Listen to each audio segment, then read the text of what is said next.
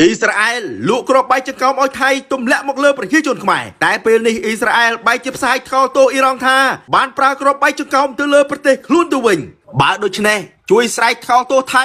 ដែលបានប្រើគ្រាប់បែកចង្កោមលើប្រជាជនកម្ពុជាផងបើការវាយប្រហារគេមុន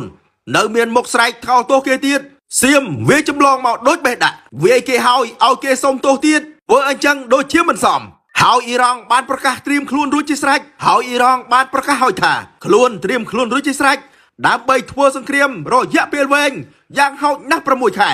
ស្របពេលដែលអ៊ីរ៉ង់បញ្ចេញទ័ពថ្មើរជើង25,000នាក់ទៅព្រំដែននិងត្រៀមខ្លួន1លាននាក់ទៀតតែក្នុងប្រទេសអ៊ីរ៉ង់ចាំទទួលសត្រូវឡើងលើគោកនិងឆ្លងដែនតើសង្គ្រាមនេះនឹងអូសបន្លាយដល់ពេលណាបើមិនទាន់ឃើញសញ្ញាចាញ់របស់អ៊ីរ៉ង់នៅឡើយចំណែកឯប្រជាជនថៃនៅមជ្ឈិមបូព៌ាកំពុងតែរុញភាគីថៃចូលចំនួនមជ្ឈិមបូព៌ាបាតកោថៃនៅអ៊ីរ៉ង់បានចេញមកបាតកម្មប្រឆាំងនឹងអាមេរិក